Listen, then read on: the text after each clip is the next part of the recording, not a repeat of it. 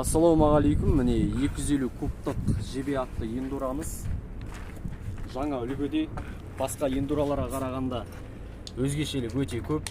250 кубтық мотор, штанговый мотор, 172 FMM, 4-тактный, воздушный охлаждениясымен, карбюратор, вакуумный карбюратор.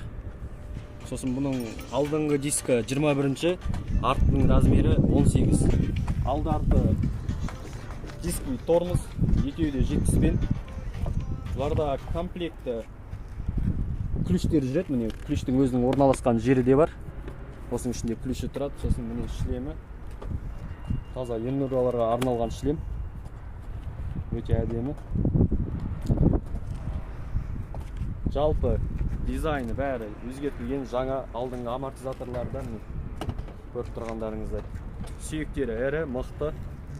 Рамасы жақсы. LED шамдары